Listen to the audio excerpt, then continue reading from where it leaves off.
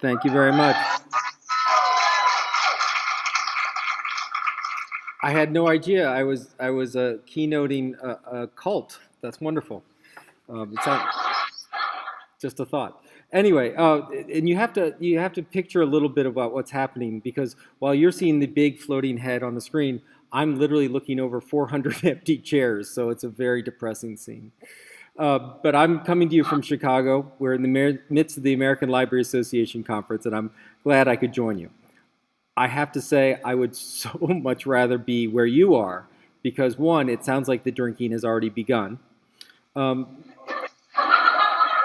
but Australia is just one of my favorite places in the whole world, and I realize it's really big, but like every square kilometers, I just love it. Anyway, I'm also going to apologize a bit because rather than just getting up and doing a stand-up comedy routine, which I originally proposed, but they said probably wouldn't work, I'm going to read some of my presentations. But don't worry, it'll be a dramatic reading, and I won't be monotone, and I won't mumble too much. But the whole gist of it is that words are important, and the words that we use are important, and so I want to make sure I get them right. So this is now where we go to the technology portion of our day. It's also, by the way, a symptom that when you're heading into your third decade in academia, it is easier to write 7 pages than it is to do a PowerPoint slide. So you have that to look forward to.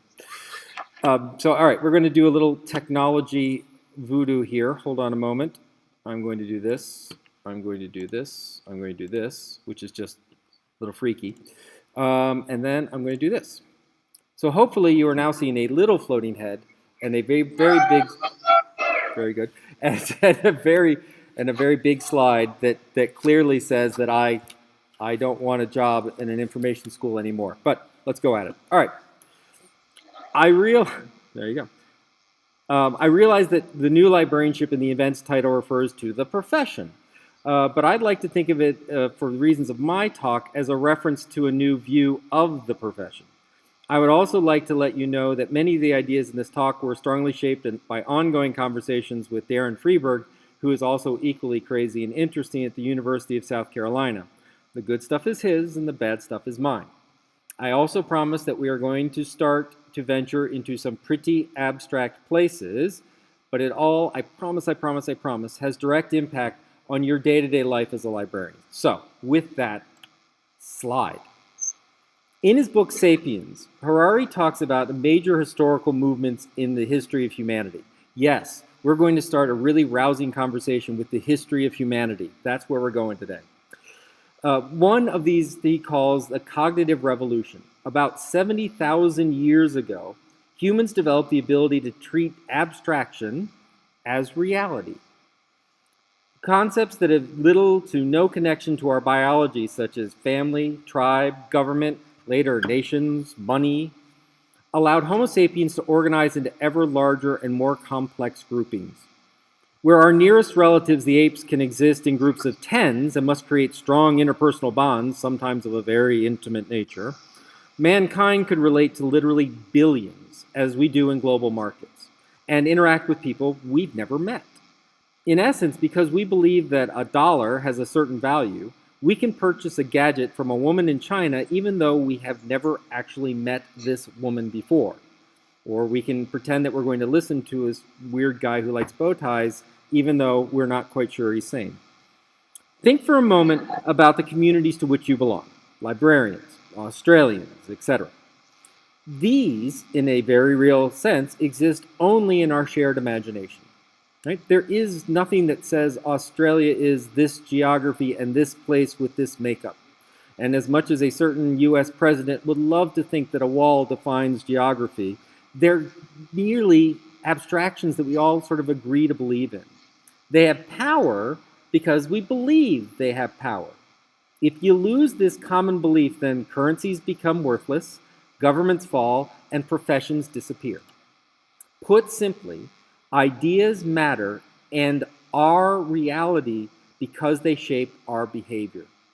A lot of time, and this is why I'm starting with 70,000 years ago, a lot of our preparation of new librarians are all about our skills and our metadata and how this works and how we organize that and where do we put this, etc. Take that for what it's worth. But the basic concepts and premises of why we do that are important. Why? Start with a history in talking about new librarianship, because these ideas and abstractions must constantly evolve to survive, but more importantly, fundamentally, these abstractions shape us. John Palfrey, in his book Bibliotech, talks about this when he addresses the dangers of nostalgia. He warns about how out of date notions held by our communities, be they communities of scholars, students, townsfolk, or government, too many hold on to the idea of libraries as quiet book palaces. These ideas are often formed early in a person's life, so they may be decades out of date. Worse still, they are often based on the views of people when they were children. So let me just take that a moment. A lot of people, when they look at libraries, think about libraries as they were 30 years ago from the perspective of a 7-year-old. Right? He calls for a new nostalgia, a new abstraction around libraries and librarians. But we must be careful about the abstractions and narratives that we adopt. They can shape us in unexpected ways. Take the terms we use to refer to those that we serve. Do librarians serve patrons, users, customers? This is not a trivial matter. It is not simply a choice because these words are connected to narratives that shape ourselves and how we interact with the world. We had patrons because libraries existed as cultural heritage institutions that depended on the patronage of a supported gentry. We have customers now because we live in a commercial society where people are either sellers of services or consumers of those services. Now, I can't see you, but I just want to take a guess. How many of you, raise your hands if you agree that you believe you provide excellent service to your users? He pauses as if he could pretend he could see it, but I'm going to guess that's a lot of hands. Now, all right, or better yet, give me a hoot if you feel that you provide excellent service to your users. Now, give me a hoot if you love being used. Yeah. I'm not even going to consumer, folks, but the words matter, right? So, is this the relationship we want with our communities? Do we really look at those that pay taxes or tuition or overhead as consumers of a product of us? Or do we want to see a community in which librarians, professors, students, or business people work together to support the betterment of the community? Are libraries buildings to display books, or community hubs extending an equitable invitation to young and old to learn and participate? Because here's the trick about nostalgia and about abstractions, about words and about narratives. Not only do they shape us, but we have an opportunity, and I would argue the obligation, to shape them. That's what we're here to do today. Because it's time for a new shared idea, a new librarianship, one that is informed by our history but not bound by it, one that aligns ourselves to the needs of today, but in such a way that it positively influences and shapes our future. Because you see, the core of the current shared abstraction that is shaping our field is not books or materials. It is the ideas of information. And increasingly, it is not even information, it is data. When you think about the central concepts and ideas that you heard in classrooms way too many times, it all circled around this thing called information, and we inform people, and we provide information, and we link to information, and we organize information, and we're information professionals. The problem with this dataist approach, as Harari calls it, his follow-up to Sapiens called Homo Deus, which frankly is not as good as the first one, but read it anyway, flattens our views of communities and those we seek to serve to algorithms and processors, not people and their aspirations. Information providers have users that take in data, process it, and enact behavior.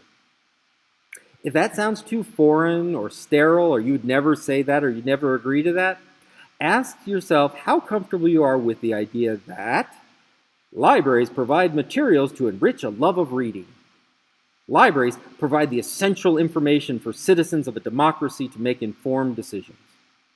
Business needs, Businesses need access to the latest data to improve the bottom line. All of those statements are in the form of data into a process to an action. Be really clear, right?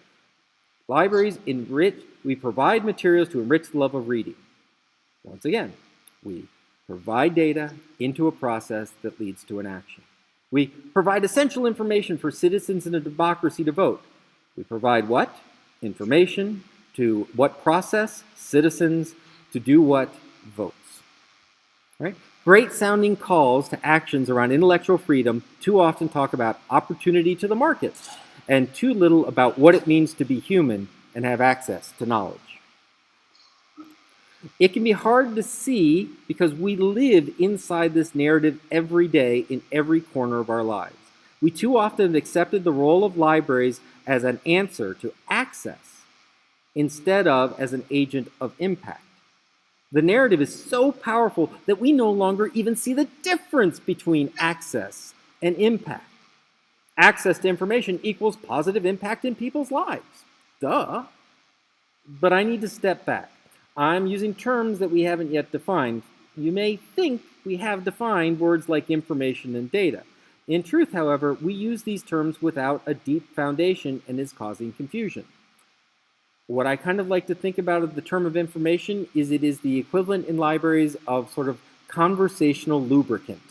It allows us to smooth through all the edges where we don't know what we're talking about. It's lovely. So I'm going to use these definitions, right, of data and information, and most importantly, knowledge and knowing. Data are discrete, objective facts, or raw measurements and observations which are unorganized, unprocessed, and do not convey any specific meaning, such as 8. Just 8. Information is the organization and or processing of that data into meaningful patterns, 8 degrees Celsius.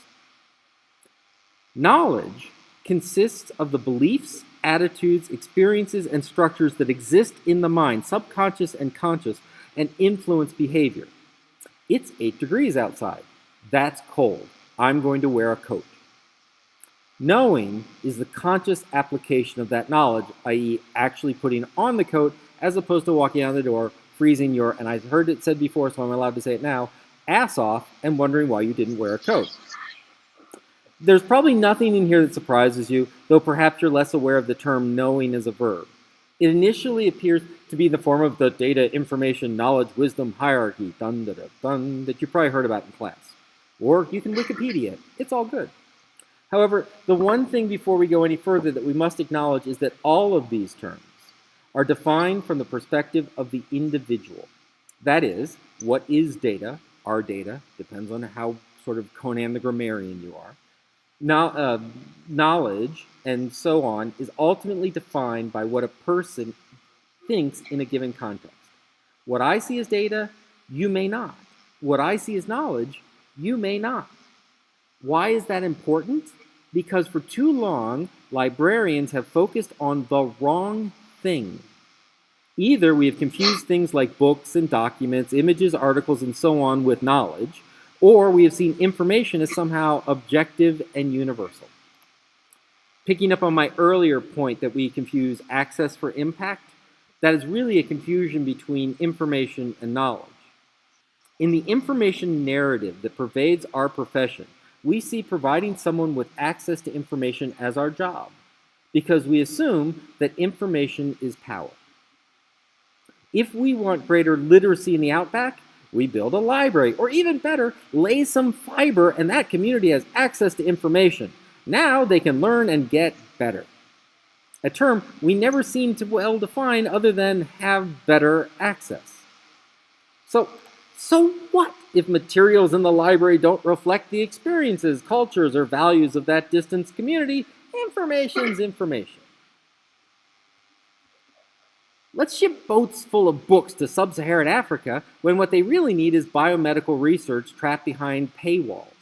Or let's ship books to the tribal lands instead of providing a platform for them to tell their stories to reach the rest of the world. The author Adichie talks about the power of fiction. She talks about how so often the stories of the African nations are reduced to war, poverty, and need. So often that soon that's all that we in the West, and I'll blame me in the West, see. She argues what is needed are stories. Stories of girls coming of age in Uganda or fathers raising children in Rwanda. We need stories of real life and images of the ordinary so we can connect to the African people. So that we can know the people of Africa, not simply be informed about them. Because at the end of the day, as new librarians, your job is not to inform your community. It is to improve your community. A community of scholars or a city or a school should be better because of the work you do. But what is better? Isn't more informed and more connected better? Isn't the ability to access and analyze data faster better? That's what a data and information narrative would tell us. Yet, what happens if instead of taking those things for granted, we push on them a bit? For example, take the concept. There we go. Sorry about that. Take the concept of information literacy. In an information data narrative, information literacy is the ability to better process information. By gaining greater sophistication in how we evaluate information sources, how we make better decisions, then we're going to be better, goes the logic. Except, it doesn't work. Humans keep getting in the way. This is sort of a running theme in my life. Humans keep getting in the way. It's kind of like a university would be such a nicer place without the students. Think about it. Study after study show that if you ask a group, how good are you at seeking out information? And run them through expert instruction and information seeking and selection, and at the end ask the group, so, how are you? They will invariably tell you they are better. When you do an actual analysis of their performance, they're the same. So for a lot of people, information literacy is making people feel more comfortable about their lousy skills. And I don't think that's what we intended. But it gets worse. But wait, it gets worse. Psychology study after psychology study show us that if someone holds an erroneous idea, presenting that person with evidence of the error, hi, you're wrong, here's the right answer, only leads them to have a stronger belief in the error.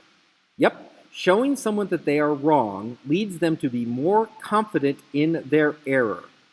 Unless, and here's the important part, you can get them to first acknowledge their own ignorance. The irony of information literacy, indeed of all education, is that to make someone smarter, you must first get them to accept how ignorant they are. The amazing thing is this is not just true for individuals, but also for groups and communities and whole societies. No one in the Dark Ages thought of themselves as ignorant. No one in the 12th century Europe walked around saying, if only I knew more, life would be better. And sorry, it's Monty Python, Holy Grail. It's all I can see is people, there's some lovely muck over here. So anyway, they weren't walking around going, if only we had more lovely muck. Sorry. But I digress. Because they thought they knew it all already. They thought all that was to be known was known. Either it had been discovered in the glories of Rome or it was already encoded in the Bible. How to live a good life, how to grow trees, why people die, it was known. It's God's will, do this on the third day, whatever. This is what Socrates thought.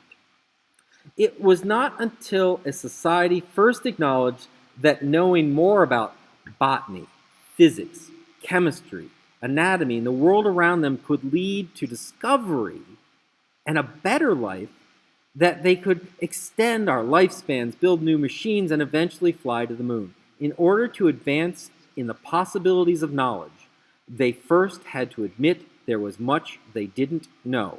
They had to embrace their ignorance. It's a different narrative. In information and data, we look at you and we say, you're great, you're new librarians, you're these wonderful active conduits, go out and inform the world. Spread data as if it were seed that we could put in this wonderful fertile ground of the populace, and boom, they're brilliant. Yay! Sorry, that's a very weird metaphor. But the point being that you can shovel all the fertilizer of knowledge you want at an unknowing person, and unless they first say, boy, I really have no clue what I'm doing, it's not going to help. This is something we tend not to teach new librarians in the world of information because we assume that simply accessing information is sufficient, and it's not. Think about how this has changed the work you do today. Instead of seeing a library as a container of all the knowledge there is, a library became a place to discover new knowledge. Monastic and academic libraries that once held the truth became college and public libraries that help scholars and students and citizens invent and grow. And this was not just in the sciences. Humanities blossomed to explore the very nature of our relationship to the universe and each other. Rather than referring to a holy book for how we should understand a text, we now stock journals that fostered conversations among scholars. Education was no longer initiation, it was enlightenment. To be sure, this came at a cost. And not everything about the Enlightenment was that enlightened. Read Colonization and how we began this session. But it changed the narrative of the world. It is tempting to see the emerging dataism and information as an extension to this movement. After all, we can now mine data for discovery. Yay! Information and information technology seem like new liberators that link people to discovery. However, this is where a new librarian, you must keep a critical eye. Because the danger we must avoid, and I think one of the central purposes of the field of library and information science is to not look at data stores and algorithms as the new holy texts that hold all the answers. To be sure, massive scale computing and the explosion in data generating devices have brought fantastic benefits to our lives. Google allows us to search across trillions of web pages in milliseconds. Wikipedia allows us to, as a global society, to build an open repository of ideas, histories, and concepts. Embedded medical devices can now allow patients and doctors to monitor and maintain health anywhere in the world. I am not asking you to dismiss these advances. You do not have to hand in your iPhone and Apple Watch on the way out, I promise.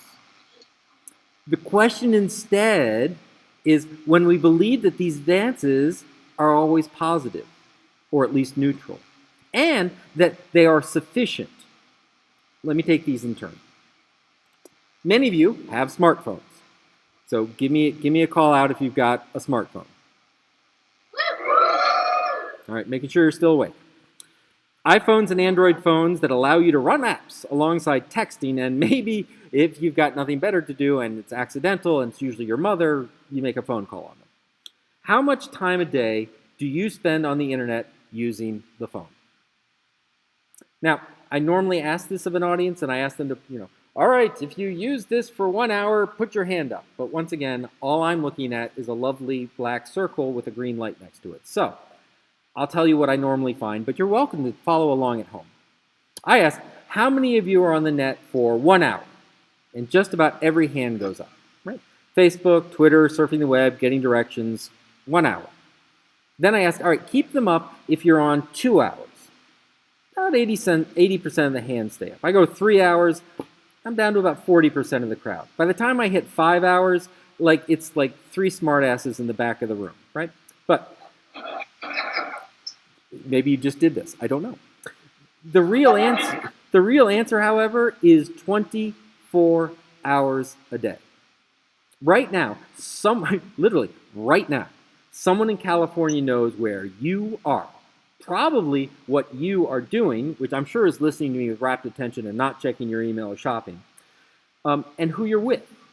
If your phone is on the net, it's on the internet with or without you. When there was an earthquake on the West Coast, U.S. scientists found that they could just as accurately predict when the earthquake was, where the epicenter was, by how people's fitness trackers vibrated or their phones went back and forth. There's a scientist at Harvard who realized that he could hack into the GPS and sensors within a phone to determine in cold and flu season within 90% accuracy whether you had the flu. And we think of these chips as, oh, I need to know how to get to the street, to the school down the street or across town. But it's got enough minute detail that they could understand that when you have the flu, you use the phone like this. Right? Whereas normally the day is like la la la la la la. Right? That's a technical term, by the way. La la la la la la. And so imagine that. I have an Apple Watch because I'm a geek. I'm wearing a bow tie. It's true. And they've now realized that they can actually determine what your code is on your smart watch by how hard you tap and in what direction. People are talking about stealing your identity based on how you use a mouse because it is so unique to you. Is that a good thing? Did you realize that? Are you okay with that? Are those that you serve okay with that? Every day, data collected from phones and bank transactions and credit cards and Fitbits and watches and cards that allow you on the tram system and where you Uber and what app you use determine who gets into college or owns a home or gets health care or gets social benefits. These determinations come from algorithms written by people who are seeking to make money or save money or only determine who the right people are for some action. That is not neutral. Take your home internet connection. In the US, home connections to the internet are overwhelmingly asynchronous, meaning they allow you to download data at a much higher rate than upload. Why?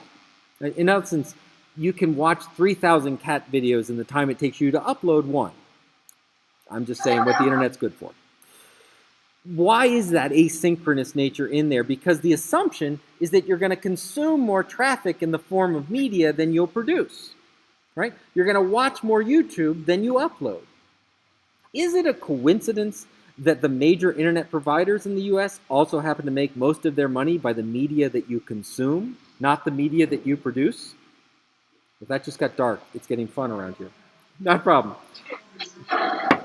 So just so you know, they're now cleaning the room that I'm in. This is a really fun moment. Let's all take a moment and realize just how surreal it is to get a keynote from halfway around the world. This is not about neutrality. Anyway, I digress. I do that a lot. Maybe you've noticed. And then there's the question of, is information sufficient to gain knowledge? Is information or data sufficient for knowledge? The answer is clearly no. We've already talked about the annoying ability of human beings to ignore evidence that they disagree with, but we can go even further. Take the 2016 US presidential election, or as they said in the old comedy routines, take the 2016 presidential elections, please, because I don't want them anymore. All of the major media polling data showed one result, and that result was wrong. Was it wrong because the pollsters didn't know how to do statistics? No. In fact, statistics were extremely complex and had proven successful for over decades. Was it because there was too little data? Absolutely not. There was an enormous amount of time and money spent on representative sampling. Was it because the polls weren't believed? Nope. In fact, the reporting and media narratives supported and corroborated the findings of those polls. Then why was it wrong? Simple answer, people. Once again, people get in the way. The people who ran the polls started with the assumption of who to talk to, who tells the truth, how many people vote based on demographic information. The data ultimately reflected more about the people who made the polls than the people that they polled. We have come to assume that more data brings us closer to reality, more information is more informed, and that these data are neutral, that the information is abstract and neutral. The truth is that the data are collected at the direction of people who are biased and working on a shared worldview. Moreover, just as too little data can provide a skewed view of the world, too much data can lose nuance and distinction in a complex reality. So, I'm asking you to critically look at the dataist approach. What's the alternative? Or at least, what modification am I proposing? What is the new nostalgia? I mean, the great answer is, this is where I say thank you. I'm glad I've just told you everything you've just learned is wrong and you're screwed, and I leave. This could happen. But they're, not going to happen. So what is the new nostalgia? What's new librarianship about? What is this new narrative that takes us beyond simply informing people and connecting people and assuming we've made them better? The short answer is knowledge. This is not a squishy concept. It's not like, oh, it's all about love. No, this is about knowledge, right? It's not a field concept. We know a lot about knowledge and the process of knowledge construction. We call it learning. This is also not a Luddite call to go back to the days of Katharine Hepburn reciting "Curfew shall not fall tonight" in the 1950s. And if you don't get that reference, really, library schools have let you down. You need to go watch Desk Set. Spencer Tracy, it is amazing. I love it. Anyway. You watched it last night, didn't you? Curfew shall not fall tonight. Oh, they're on stanza 10. This is great. It's like, good Lord. All right. Do you know about Katharine Hepburn and Spencer Tracy? I mean, does the fact that they sort of illicitly hooked up throughout their life in part of that conversation as well, it brings a whole new spin to the movie. Anyway. But I digress. Instead, I'm talking about building and engaging relationships with our communities and facilitating conversations around the hopes and aspirations of that community. Too often, we focus on deficiencies. Who can't read? Who needs economic development? Who isn't college ready? Our data is great at showing us what we are not. We need to know, what is the narrative of the community? Do we, the community and the librarian together, want to be outstanding research universities? Do we want to be a literate town or an engine of economic development, or simply the place where the best quality of life? And no algorithm and no bit of data, no collection of databases can with passion and fidelity define ideas like what we mean by the quality of life. And this is where we link the abstract with the immensely concrete. To do this is not a simple matter of staffing a building and waiting for questions and a community. Knowledge is all about learning, and that is participatory. It requires us to be in the community, proactively seeking conversations. Reference librarians must be in the classroom and the lab and the halls of commerce, not there to advertise libraries, but to listen to the conversations. Participate when we can, but always look to link conversations and communities together. Cataloging and acquisitions needs to be more about knowing what people are trying to learn than what materials are available. Yes, we can use data such as circulation statistics. And, oh, by the way, say hi to Australia. Hey, what's up, man? There you go.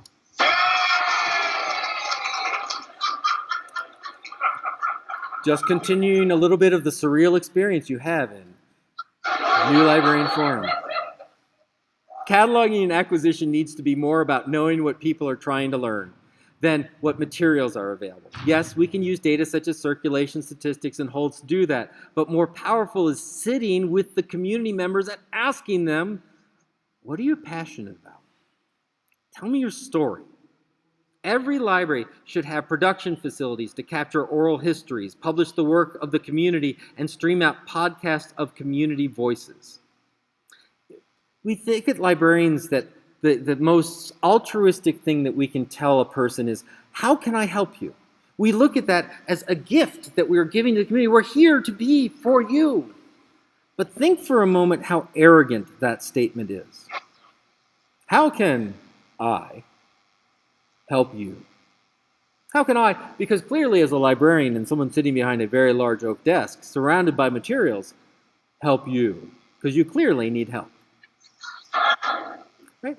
As opposed to, hey, what you doing? What's going on? What are you passionate about? What are you working on? Anything I can be part of? Very different dynamic. Remember, knowledge is not about consumption. It's about making meaning. And that comes from conversation. Can I go to your library and hear the voices of your people? Ultimately, we do not have users or consumers or patrons. We have people seeking to make meaning in their lives. They do that through what they read, but also what they write. They do that by watching and sharing. As new librarians, and I hope new librarians who adopt a new librarianship, you are now a core of community engagement activists. Your job is not about materials or buildings, those are tools. Your job is about people. What with your community being your true collection. You are not gatekeepers, but rather weavers of community narratives and understandings. You must be brave in bringing together the discordant voices of our members, bold in reaching out of your comfort zone to make those around you comfortable in sharing and learning. This is all about being community activists. This is all about taking on the problems and needs and aspirations of what a community is, of taking all members of a community, whatever religion or color or class or educational status, whether that's within a university context, a public context, a school context. It is all about crafting together a narrative that says, this is where I live. This is how I understand the world. This is what it means to be human here. That's such an amazing, powerful concept that blows away the concepts of data and information and repository. What we're talking about is taking librarianship as functionaries and curators of collections, as people who link and connect information, and changing them into community narratists, community connectors, community advocates that sees a better today and sees a better tomorrow and works to make it happen.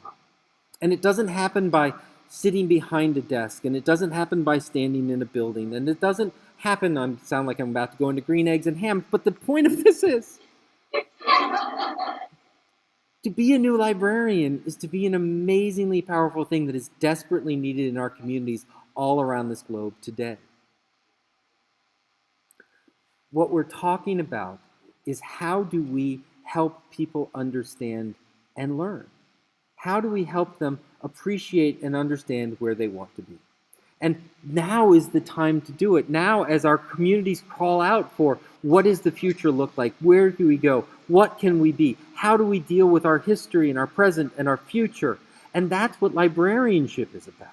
Whether we're doing it in a building or whether we're doing it across town or whether we're doing it through Skyping across continents.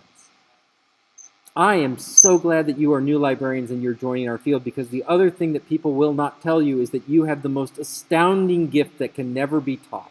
In fact, the irony is you have the most astounding gift that the more we teach you and the more experience we provide that you gain, you lose. And that is your new perspective. We've been doing this too long. These gray hairs, I would love to say were natural as a baby, but they weren't. I see the world through the traumas and the crises and the attempts and the things that worked and the things that didn't work over decades in this field. I need you to look at me and say, Dave, take a moment, step back. We could do this differently. And if you find yourself in an institution, and you find yourself in a community, or you find yourself in a library, or you find yourself in a situation where people do not appreciate that as a fundamental gift, then you're probably in the wrong place. But we need to get started, and we need to do it now. Thank you very much for your attention and dealing with the bizarre situation that we're in.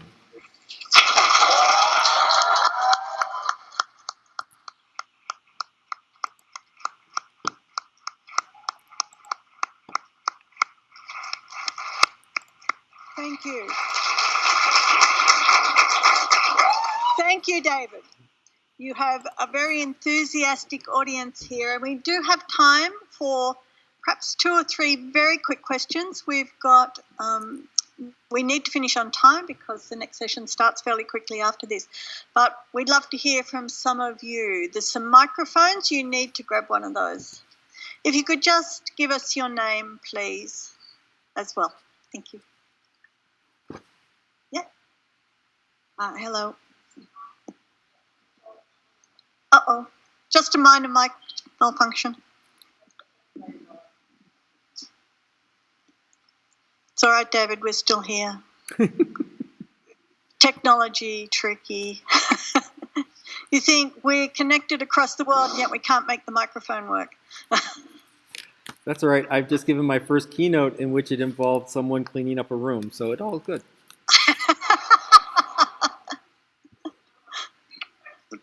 Okay, all right. Is Over here. 1, 2. Working? Yeah. I hear it. Hi, my name is Marta and I'm a new librarian, 3 years in a public library. I have an education background and a community arts background. My understanding of what you're saying is community cultural development practices are really what need to be embedded in librarianship. Is that correct? You're nodding, yes. Yes, that is correct. Was that the whole question? That was I just wanted to clarify because I do have that background and that's what I go into. However, trying to transfer that into the workplace I don't think is as easy based on existing structures and people who've been there for a long time.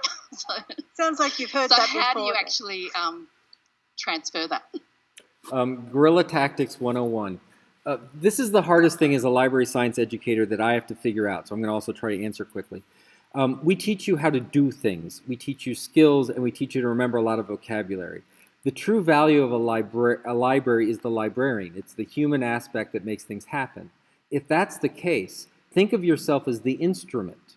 We talk about collection development, we talk about quality, we talk about all this stuff. How do we teach people to be the quality and the value so that you feel comfortable to engage in people that you may not normally engage with?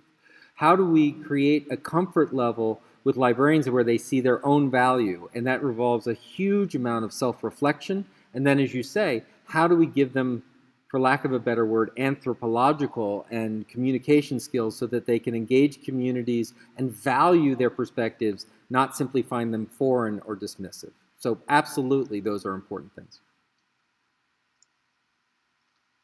Yes. Testing. Yes. Good evening, sir. My name is Anna. I just was dying to do that the whole time. In a government library. Yes. May I start by saying that bow ties are cool and yours is a particularly grand specimen for this seminar. And like a 7-year-old, I've been walking around all day going, I tied it myself. I did. So, yeah.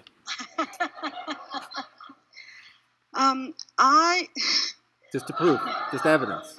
All right. I am interested in finding out your comment, if possible, in terms of information/data repositories. More and more in the field that I work in, we see the need for the business workforce wanting information quickly and succinctly, where all of the data sets that are available out there in the public domain is crunched down to a summary of particular trends in particular industries. Do you have any comments on that? A couple of comments. One, I want to say that once again, it's like the Luddite comment. Data and information are important and essential things that help us do our real job. So this isn't simply saying we need to get rid of all data and just go back to lovely volumes. And so data management and building data repositories, we should understand how to do that. But once again, we should understand that in science, for example, the push to distribute data is not simply a question of, look, there's more data for more research. It's also a validity check. It's part of the conversation. It's put up or shut up. And so having cues and understandings and analytics about the data themselves in an obvious and open way is part of a conversation, part of how we learn, and part of what we need to do. In terms of repositories, too often institutions see them as silos where we collect our stuff and put our stuff in. In academia, the fact that, David, you can get to all my papers is useless. It's the idea that we can have a community that's talking about it, reflecting it. In essence, what we did in journals, we can now do online. And so connecting communities are vitally important. The last part of that is I do not in any way want to dispute the idea that businesses and, frankly, governments and schools and individuals and citizens need ready access to data and tools to organize them. My fear is that all too often we give them the tools to collapse, analyze data, and pretend that those tools are neutral in how they analyze data and what they see, from the statistics they choose to how they visualize the information to the code necessary to the computing platform it goes on, are all ways that influence how data is interpreted and builds knowledge. And so, yes, we need fast, good data repositories, but we need librarians sitting on top of them, making sure that we are curating them and informing a community how to ethically and appropriately use that data. That was a really bunch of gobbledygook, but I hope somewhere in there was a truth. Okay, I think we've got time just for one more very quick question, if anyone has one. No? Yep. Oh, yes, one more. Thank you. Hey, my name's James. I'm a librarian from Bondi, Waverley Library. Mm-hmm. And I just wanted to get your comment on librarians as a progressive field. Because from the US, there is a sort of an ongoing political crisis, and you were saying that we need to be in Congress, we need to be wherever we are, wherever we can be to collect information, but also because there is so much misinformation out there being spread online primarily, but it's also being weaponized. Mm-hmm. I just wanted to know, there is an ongoing conversation amongst young librarians particularly about how we cannot remain neutral mm-hmm. In these times, and where you have found over the course of your career that you have not been able to remain neutral. Yeah, that's for. Thanks. There's a quick answer. Let me do it. Let me. Actually, it's a good way to end. It's not that we should never ask, can we remain neutral? Because the answer is we've never been and never are able to be neutral. Librarianship is a political field because it deals with empowerment, and the root of empowerment is power. You cannot empower someone. You cannot give them power unless you have it yourself. You can't teach someone to read unless you can read. You can't buy them a collection of materials unless you have the funding to go out and buy them. So it's already inherently a political field. And this idea that's neutrality, we need to get rid of it. There's the idea of being intellectually honest, of understanding our privilege, of understanding our position, of understanding potential biases, but we must always acknowledge that we start from that foundation. And we need to go in and listen as much as we tell. So given that is different than saying that we are liberal or conservative, or in the United States, Republican or Democrat or what have you. It is about being intellectually progressive in the sense that we declare as part of our principles that we seek to improve. And by doing that, by the very nature that you use the word improve, better, smarter, more able, whatever phrase you want to do, implies that you have an assumption or a view of what that is different from the status quo, which means that you see progress. And so what I'm really pushing on, because some people then push back and go, so librarians should in essence take over the world and tell them what's right. And I'm all for world domination through librarianship. Let me be very clear. Oh my God, look at that. That's, there's... So... That's the, Lanka says domination, world light, and then the shining head. But what it means is that we work with our communities to come up with community definitions, but in those conversations with our communities, we are not mute. We don't stand by the side and say, why, yes, I think a better community would reject all climate change and evolution and clearly spend a lot of time spray tanning. This is not the idea of what a librarian does. We sit there and say, but what about the evidence? What about the perspective? And let's hear from that person who doesn't normally have a chance to speak. We are the referees, the facilitators of the most important conversations in the world, and we're one of the few remaining professions that is seen as a credible person to create a civil, ongoing, honest, and sometimes painful discourse about what a better tomorrow is. And unless we accept that, we are going to continue to stand by the sides, which is going to mean sidelined, which means it's going to be obsolete. So, by God, for all you new librarians who feel that you may be put down for being progressive, screw them. In 20 years, they're going to be retired and you own the world.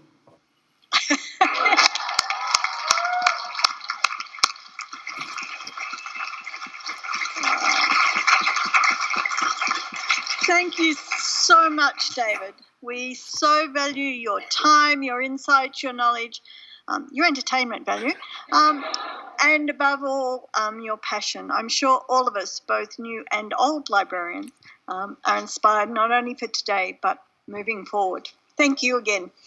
Thank you. I've got to go now watch a YouTube video on how to tie this again. Bye all.